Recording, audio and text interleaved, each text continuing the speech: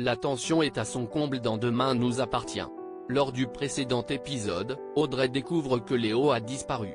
Et son ravisseur n'est autre que Dan. De leur côté, Charlie et François ont prévu un pique-nique en amoureux. Mais devant l'air triste de Nathan, elle lui propose de venir. Très vite, la jeune femme regrette. En effet, Nathan ne fait que de parler d'Angie. Malheureusement, plus tard dans la soirée, la jeune fille lui écrit pour officialiser leur séparation. Angie et Nathan, c'est officiellement terminé.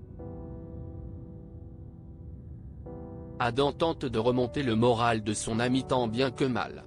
À découvrir aussi Cheap Holidays, search Lost Cheap All Inclusive Holidays that will leave you broad Lost Cheap Holidays, search ADS bar vertical sponsorisé par Taboula Demain nous appartient épisode du 23 septembre. Il semblerait que l'amour est à rude épreuve dans la série quotidienne de TF1. Alors qu'ils prennent un verre au spoon ensemble, Alex et Sylvain ont une discussion étrange. De l'extérieur, tout laisse à penser que Sylvain a une relation extra-conjugale. Alex paraît perplexe et lui demande s'il n'a pas de problème vis-à-vis de sa conscience. Son ami lui assure que non. Charlie les interrompt et Sylvain se montre tout d'un coup très mal à l'aise. Ainsi, lorsqu'il fait tomber son portable et que Charlie le ramasse, il lui arrache des mains. Elle se demande s'il cache quelque chose. À l'hôpital, Sylvain retrouve Christelle. Elle le trouve très joyeux et surtout très apprêté. Devant elle, son mari ignore deux messages. Un peu plus tard, Marianne raconte le dernier potin à Christelle. Madame Emmanueli de la comptabilité s'est fait tromper au bout de 27 ans de mariage. Son mari l'a quittée du jour au lendemain avec une jeunette de 20 ans. Marianne confie qu'elle aurait pu le voir arriver. Son épouse s'apprêtait beaucoup plus et affichait un sourire en permanence. Christelle pense à Sylvain.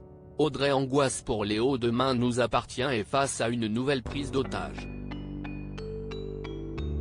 Depuis 12 heures, Karim tente de nouer un lien avec Dan.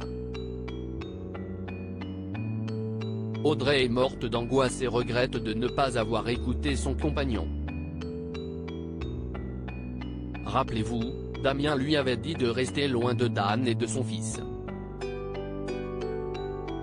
À l'intérieur, les enfants ne comprennent pas pourquoi la police est là et surtout pourquoi ils ne vont pas à l'école.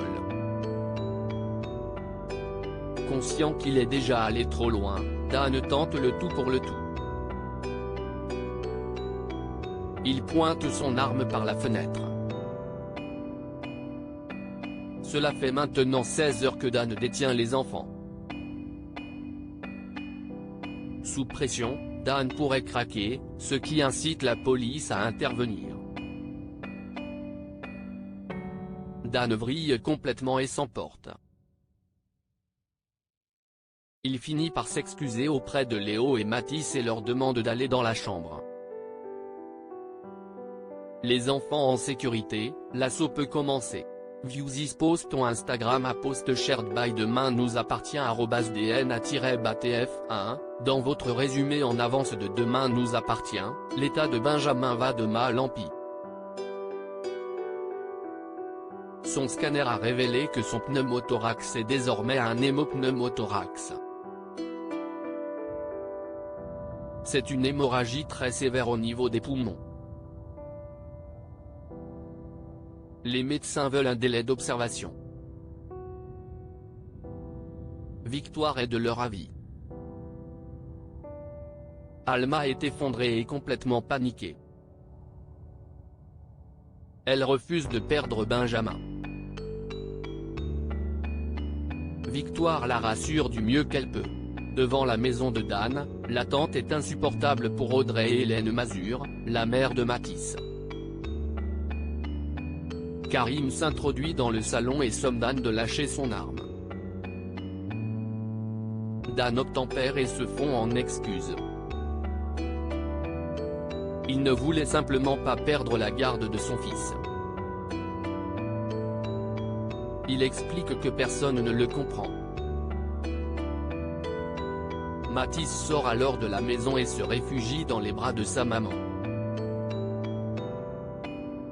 Après un temps interminable pour Audrey et Damien, Léo sort à son tour.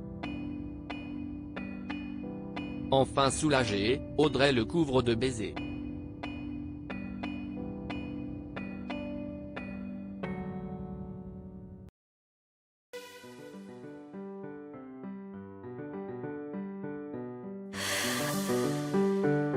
The man I love just had